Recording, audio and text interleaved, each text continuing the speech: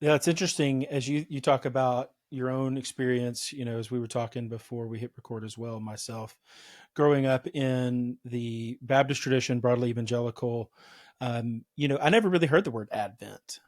It was just Christmas. And Christmas was, in some ways, it was half secular, half religious, because we would sing throughout the month of December. We would sing Christmas carols that were in the hymnal that we had in our churches that we went to, and we would watch Christmas movies and do Christmas shopping and go to Christmas concerts or cantatas or whatever that our churches would have. But we never used the word Advent, and it was all about Christmas and the celebration of Christmas. And then once the 25th hit, whether that was on a Sunday or maybe Christmas Eve, before it was over. That was it. That was all we did with Christmas, and then we moved on to the New Year and whatever else the church had going on in the New Year. And it's interesting to me as well, growing up, Christmas Day. Sometimes if it fell on a Sunday, they might have a service, but sometimes they didn't. They would just maybe not have a Christmas Day service and just focus on a Christmas Eve service. And so when I came into the Anglican tradition and seeing that having a Christmas Day service is also important, not just the Christmas Eve service, because it is Christ Mass that we are celebrating, that it's important to celebrate it on the day, not just with your family unwrapping gifts around a Christmas tree, but celebrating him in church as well. So that's something new to me as well. But as I came into churches in the last 10 years or so that were kind of leaning into more of the liturgical tradition, we use the word Advent, but it was more interchangeable with Christmas than it was anything else. Yes, it was the time of preparation before Christmas Day itself, but it was mostly interchangeable. So I thought it'd be interesting to have a discussion about the difference between Advent and Christmas, because there is the season of Advent, and then there's the season of Christmas, because Christmas doesn't end on the 25th of December. It actually ends on January 6th with Epiphany. And so we have this whole season of Christmas that is more than just one day. And, growing up, you hear the song 12 Days of Christmas, but you don't really think about the meaning of that. And so I thought it'd be interesting to kind of have that. So your understanding, what is the difference between Advent and Christmas? That's a good question. Yeah, the idea that Christmas continues past December 25th is also, a newer revelation in my life, and celebrating and honoring Epiphany.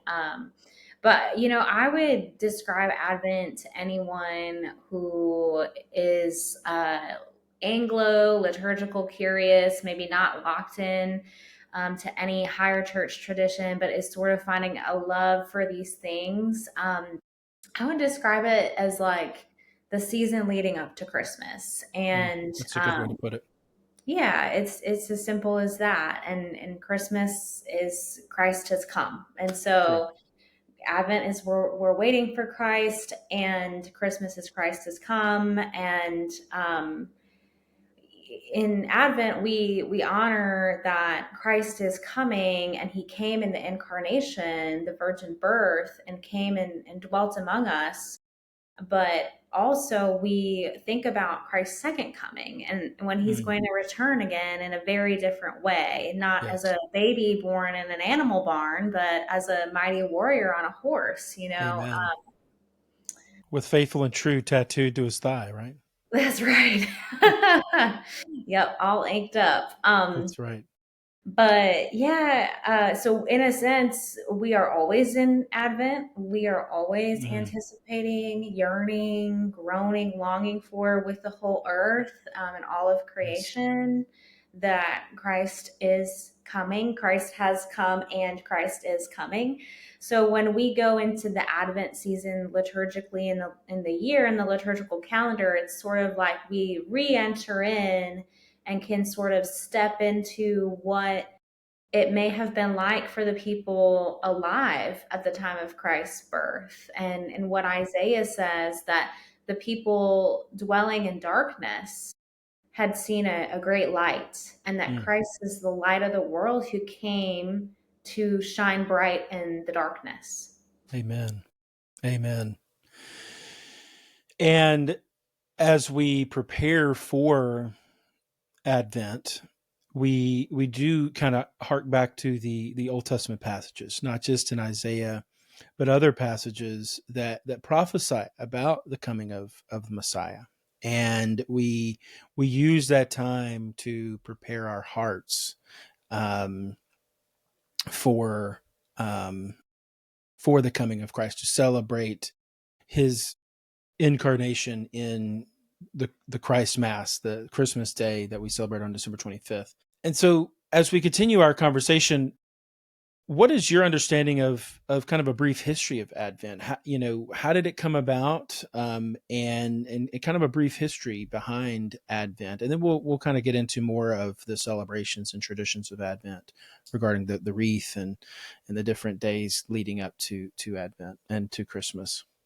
What's a brief history behind it in your understanding? Okay, so I dove into this, and there's the kind of like three branches, right? Just like our ecumenical church today. There's like the Roman Catholic, the Western tradition, which has influenced much of our Protestant or Anglican tradition today. And then there's also the Eastern side of things, which is similar but different. So where I found it first starts to come from, besides like you mentioned, the prophecies and Christ actually coming in the historical incarnation, his real birth, the church started commemorating Advent in the fourth century, in the place of Gaul, which is modern day France. And it actually started earlier than in December, or like the last Sunday in November. It started on November 11th with Saint Martin of Tours. And I happen to love Saint Martin because he is the patron saint of chaplains. And I'm doing chaplaincy, like you said, at UAB Hospital. And so he's someone I've done some reading about and enjoy thinking about him and his ministry. But it was called St. Martin's Lent. And so Advent was more of a penitential time, more of a time, I know we're going to get into this, but about fasting and praying, almost like the somber feelings we have during Lent leading up to Easter. But this was the 40 days before Christmas Eve, actually. So St. Martin's Lent, it was the 40 days in preparation for Christmas, and this started in France. And it continued on into the church and into the Roman Catholic Church. And then from there, eventually the Roman Catholic Church got rid of the need for the fasting and for this more penitent season, and just started honoring the 4 Sundays leading up to Christmas, which we hold on to today. But the Eastern Church has continued, so they don't start with November 11th with St. Martin, but they start with November 15th, which is the day after St. Philip's feast day, St. Philip the Apostle. But this is sort of in the Eastern, the Orthodox, Greek Orthodox, Eastern Orthodox, the Eastern Catholicism. This is how they sort of commemorate the start of the Lent season. It doesn't really have anything to do with Philip, but it's just that it happens the day after his feast day. And I thought I would read in John 1 where Jesus goes to Galilee and calls Philip. So in John 1:43, it says, "The next day Jesus decided to go to Galilee. He found Philip and said to him, 'Follow me.' Now Philip was from Bethsaida, the city of Andrew and Peter. Philip found Nathanael and said to him, 'We have found him of whom Moses in the law and also the prophets wrote, Jesus of Nazareth, the son of Joseph.' Nathanael said to him, 'Can anything good come out of Nazareth?' Philip said to him, 'Come and see.'" So I thought that would be fruitful to read, because you had mentioned that so much of the Old Testament, the prophets, we're looking to the coming of Christ. And Saint Philip the Apostle and Nathaniel, they were a part of that. And um, the Eastern Church has a similar, the 40 days and like a Lenten period before Christmas. My understanding is they don't actually even call it Advent, but it is more of a somber time like Lent. And they fast and they have more dedicated prayer services. And that starts the day after St. Philip the Apostle's feast day. So what we have today in the Protestant church, the Anglican tradition, other Protestant denominations largely comes from the Roman Catholic Church and the Western traditions, which again started with St. Martin's 40-day Lent and then just sort of evolved into the Sundays leading up to Christmas.